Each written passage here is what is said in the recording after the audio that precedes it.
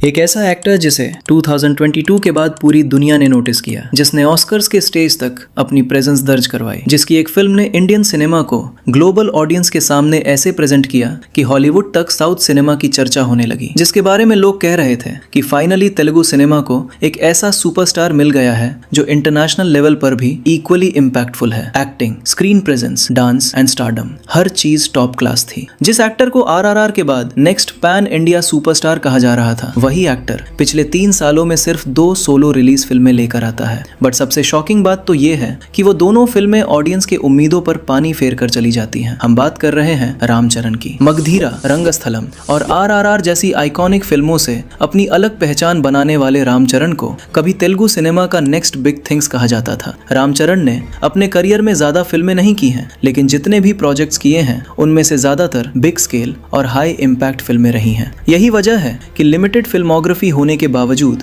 उनकी पॉपुलैरिटी और market value लगातार बढ़ती गई। तो आज हम जानेंगे कि आखिर मेगा स्टार चिरंजीवी का बेटा होने के बावजूद रामचरण को खुद को प्रूव करने के लिए किन चैलेंजेस का सामना करना पड़ा, क्यों आज के समय में उनका फिल्मी करियर धीरे धीरे ऐसे दलदल की तरफ जाता हुआ दिखाई दे रहा है जिस दलदल में प्रभास, NTR जैसे सुपरस्टार अपना करियर ऑलरेडी डुबा कर बैठे हैं।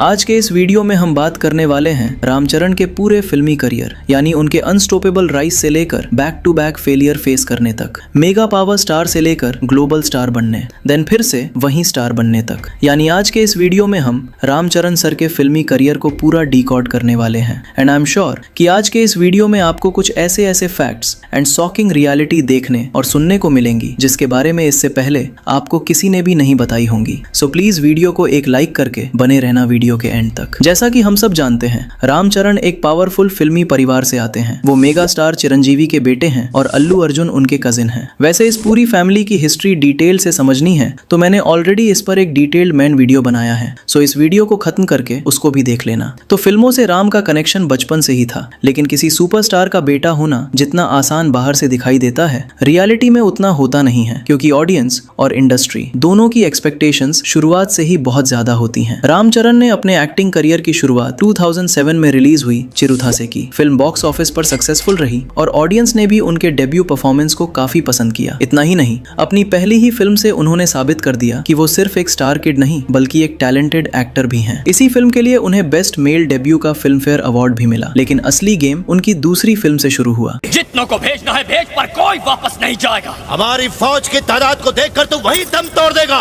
उसकी चिंता तू मत कर, बस देखना कि तू गिनती ना भूल जा। अगर हमारा एक भी जाबाज बच गया तो तेरी मौत पक्की। अब एक एक करके मत भेजना शेर खान, दम है तो 100 को एक साथ भेजने का हुक्म दे।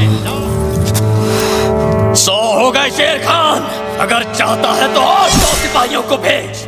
2009 में SS राजामौली के डायरेक्शन में आई मगधीरा ने रामचरण की लाइफ पूरी तरह चेंज कर दी। ये सिर्फ एक ब्लॉकबस्टर फिल्म नहीं थी, बल्कि उस समय तेलुगु सिनेमा की सबसे बड़ी इंडस्ट्री हिट्स में से एक बन गई। फिल्म ने बॉक्स ऑफिस पर कई रिकॉर्ड्स तोड़े और रामचरण को सीधे सुपरस्टार लीग में पहुंचा दिया। फिल्म में उन्होंने ड्यूअल शेड्स वाले कैरेक्टर का रोल निभाया, एक तरफ एक निडर योद्धा और दूसरी तरफ मॉडर्न डे कैरेक्टर। दोनों कैरेक्टर में उनकी बेहतरीन परफॉर्मेंस ने ऑडियंस को खूब इंप्रेस किया और लाखों लोग उनके फैन बन गए। मगधीरा की सक्सेस के बाद रामचरण सिर्फ तेलुगु ऑडियंस तक सीमित नहीं रहे, उनकी पॉपुलैरिटी तेजी से बढ़ने लगी और वो इंडियन सिनेमा के सबसे प्रॉमिसिंग यंग स्टार्स में गिने जाने लगे। यही वो फिल्म थी जिसने एक न्यू कमर को उठाकर तेलुगु सिनेमा के लीडिंग हीरोज की कैटेगरी में खड़ा कर दिया। मगधीरा सिर्फ एक ब्लॉकबस्टर फिल्म नहीं थी, बल्कि उस दौर की तेलुगु सिनेमा की सबसे बड़ी इंडस्ट्री हिट बन गई थी। करीब 150 करोड़ का कलेक्शन करने वाली इस फिल्म ने कई सालों तक बॉक्स ऑफिस रिकॉर्ड्स अपने नाम रखे और रामचरण को ओवरनाइट सुपरस्टार बना दिया। अब लोग उन्हें सिर्फ चिरंजीवी के बेटे के रूप में नहीं बल्कि तेलुगु सिनेमा के नेक्स्ट बिग स्टार के रूप में देखने लगे थे। लेकिन हर सुपरस्टार के करियर में अप्स एंड डाउन आते हैं और रामचरण के साथ भी कुछ ऐसा ही हुआ। साल 2010 में उन्होंने अपनी मास इमेज से हटकर रोमांटिक फिल्म ऑरेंज की। फिल्म का कॉन्सेप्ट काफी फ्रेश था और आज भी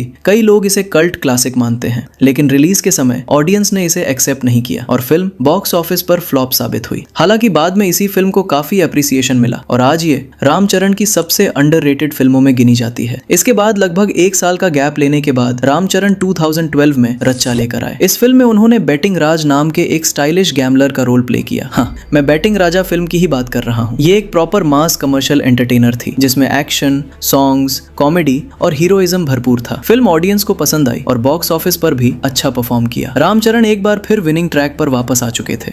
साल 2013 राम लिए काफी इंपॉर्टेंट साल साबित हुआ क्योंकि इस साल उनकी दो बड़ी फिल्म्स रिलीज हुई। पहली थी नायक, जिसमें मगधीरा के बाद एक बार फिर रामचरण डबल रोल में नजर आए। क्रिटिक्स ने फिल्म को मिक्स्ड रिस्पॉन्स दिया, लेकिन मास ऑडियंस ने इसे काफी पसंद किया और फिल्म कमर्शियल सक्सेस बन गई। और एक बात तो आप सब जानते हैं कि इतिहास गवाह है, जब भी किसी साउथ एक्टर्स को अपने अच्छे खासे चल रहे करियर के घोड़े लगवाने होते हैं तो वो अपना जोला लेकर बॉलीवुड की तरफ भागता है। और ऐसा ही एक फटा हुआ जोला लेकर रामचरण भी इसी साल आए थे बॉलीवुड में, अमिताभ बच्चन की क्लासिक फिल्म जंजीर का रीमेक करने। वैसे तो फिल्म को लेकर काफी हाइप थी, प्रमोशन भी बड़े लेवल पर हुआ था और रामचरण ने इसमें एक्टिंग के साथ एक सॉन्ग भी परफॉर्म किया था, लेकिन फिल्म ऑडियंस की एक्सपेक्टेशंस पर खरी उतर नहीं सकी। क्रिटिक्स और ऑडियंस दोनों ने इसे रिजेक्ट कर दिया और ये बॉक्स ऑफिस पर डिजास्टर साबित हुई। और फिर रामचरण ने साउथ की तरफ ऐसी दौड़ लगाई कि फिर कभी पीछे मुड़कर नहीं देखा। गुर्दा क्या हरामी, पिछवाड़े में दम है ना तो चश्मा उतार के बात कर, चश्मा उतार के बात कर। ये स्पॉन्टेनियस रैली है, हमारा हक। स्पॉन्टेनियस का मतलब समझता है? हवलदार स्कूल गया था या पैसा देके भर्ती हो गया?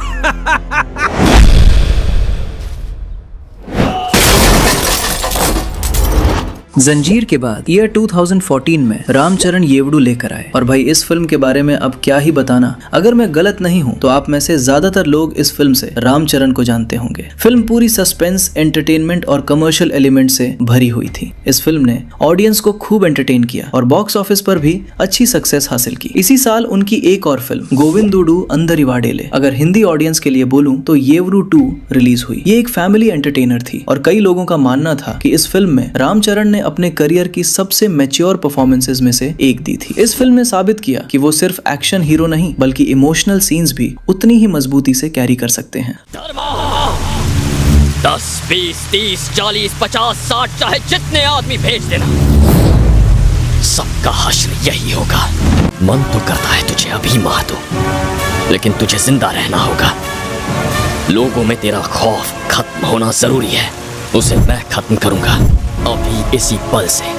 वो इलाका मेरा है।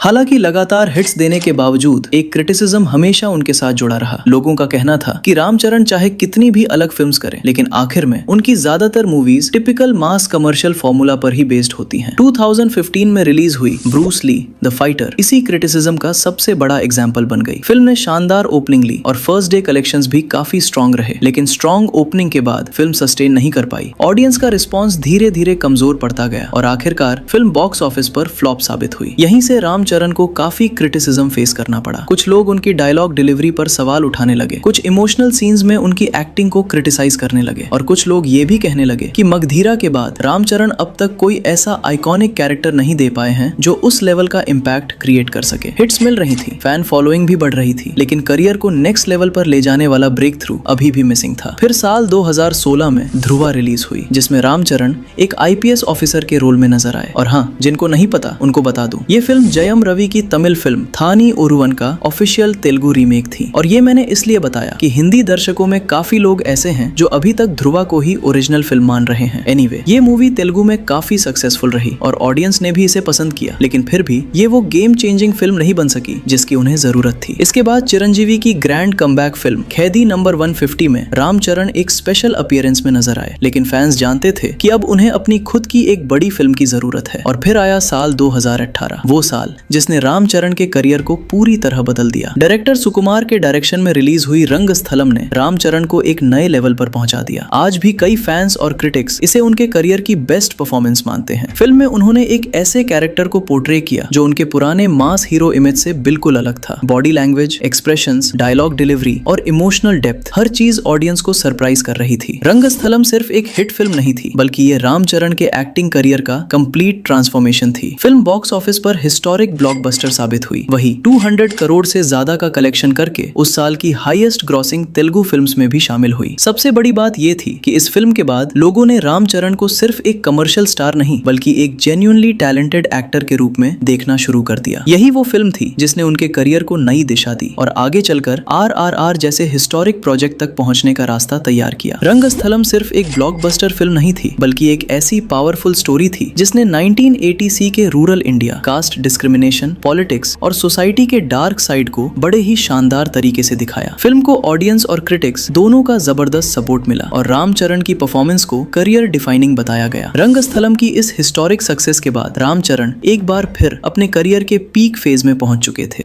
चतरा में लोगों के होठ जैसे हिल रहे थे और मरते वक्त मेरे भैया के होठ जैसे हिले थे। दोनों एक जैसे थे और भले ही मैं सुनता कम हूं पर एक बार सुन लूं तो कभी नहीं भूलना। मेरे भाई को क्यों मारा? बोल, किसने बोला था मारने को? किसने बोला था मारने को? बोल। Dakshinamurti.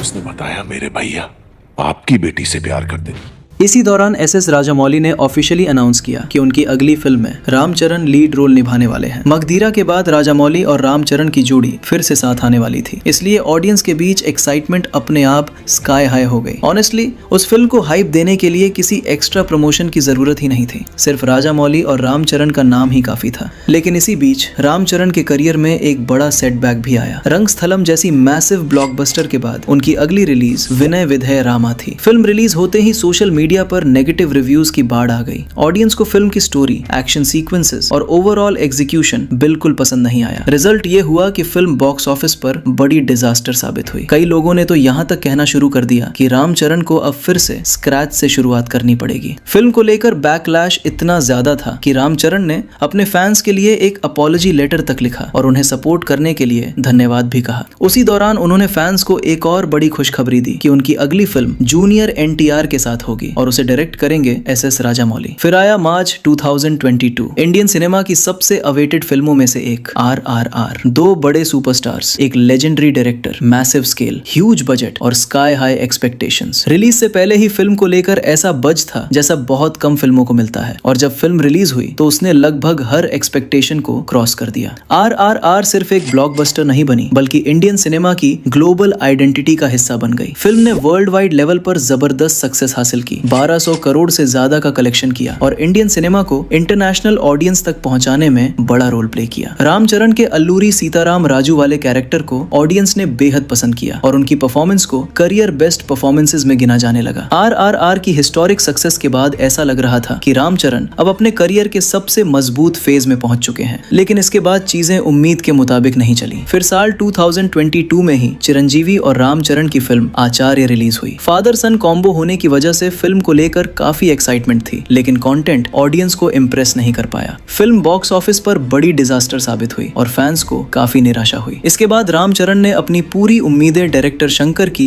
Pan India film game changer पर लगा दी। फिल्म का स्केल बड़ा था, बजट बड़ा था, एक्सपेक्टेशंस उससे भी बड़ी थी, लेकिन रिलीज के बाद फिल्म ऑडियंस की उम्मीदों पर खरी उतर नहीं सकी और बॉक्स ऑफिस पर इसे भी मेजर डिसअपॉइंटमेंट माना गया। अब लगातार दो बड़ी फेलियर्स के बाद फैंस की नजर उनकी अगली फिल्म पेड़ी पर थी, जो इसी साल और इसी महीने की 4 तारीख को रिलीज भी होती है। बट इसका हाल क्या हुआ उसके बारे में मुझे आपको बताने की जरूरत नहीं है और मैं बताऊंगा भी नहीं। बस आप इतना समझ लो कि फैंस को एक बार फिर से निराशा ही हाथ लगी है। तुम इतना समझ लो कि मूवी में जानवी कपूर के फेस से ज्यादा स्क्रीन टाइम उसकी कमर और बाकी बॉडी को दिया गया है। एक और एग्जांपल देता हूं, रामचरण जानवी कपूर को देखता है, उसके अंदर ना ठरक जाग जाती है। मैंने वीडियो अपलोड की थी ना, मेरे को 1-1.5 घंटे के अंदर ही अंदर सीधा नोटिस आ गया था वीडियो डाउन करने के लिए। पेटी मूवी मुझे कुछ खास अच्छी नहीं लगी है। इसका मेलोड्रामा उस लेवल पे फील हुआ कि अगर 10-20% और हो जाता ना तो इंडियन टीवी सीरियल वाले कैटेगरी में चला जाता। फिल्म के विजुअल्स की अगर मैं बात करूं तो फिल्म के विजुअल्स मुझे पर्सनली बहुत ज्यादा इंप्रेसिव नहीं लगे हैं। काफी जगहों पर चीजें आर्टिफिशियल सी लगती हैं, खास करके मतलब जो गांव उन्हें दिखाना चाहिए था, जो रेलवे ट्रैक वाला सीन है, वो सभी चीजें मतलब मुझे पर्सनली बहुत ही मतलब आर्टिफिशियल सी फील हुई। लोग 10 साल आगे लेके जा रहे सिनेमा को, ये पीछे लेके जा रहा है। ये कहां पीछे लेके जा रहा है भाई?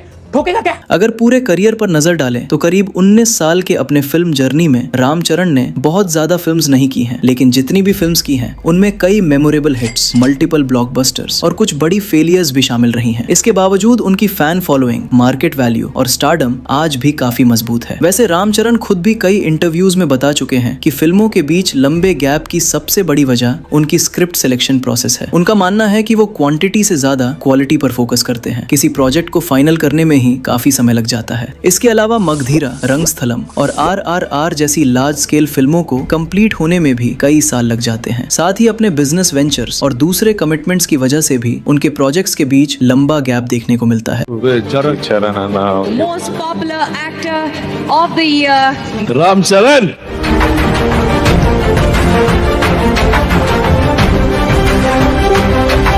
लेकिन एक बात तय है, रामचरण उन स्टार्स में से नहीं हैं जो हर साल 3-4 फिल्म्स करके हेडलाइंस में बने रहते हैं। उनका करियर हमेशा बड़े प्रोजेक्ट्स, बड़े रिस्क्स और बड़े रिजल्ट्स के आसपास घूमता रहा है। कभी मैसिव सक्सेस मिली है तो कभी बड़ी फेलियर्स भी मिली है, लेकिन हर बार उन्होंने कमबैक जरूर किया है। अब देखना दिलचस्प होगा कि उनके करियर का अगला कदम रंगस्थलम या RRR जैसा मेमोरेबल साबित होता है या नहीं, क्योंकि फिलहाल पूरी इंडस्ट्री और करोड़ों फैंस की नजर उनकी अगली रिलीज पर टिकी हुई है। सो गाइज, ये था हमारा मेगा पावर स्टार रामचरण के ऊपर एक छोटा सा वीडियो। अगर वीडियो पसंद आया हो तो प्लीज लाइक एंड सब्सक्राइब कर देना, और अगर आपको तमिल एक्टर सूर्या के ऊपर एक डिटेल्ड एंड डेडिकेटेड वीडियो देखना है तो इस वाले वीडियो पर क्लिक करके देख सकते हो। बाकी मैं मिलूंगा आपको ऐसे ही किसी और धमाकेदार वीडियो के साथ। तब तक के लिए take care and bye bye.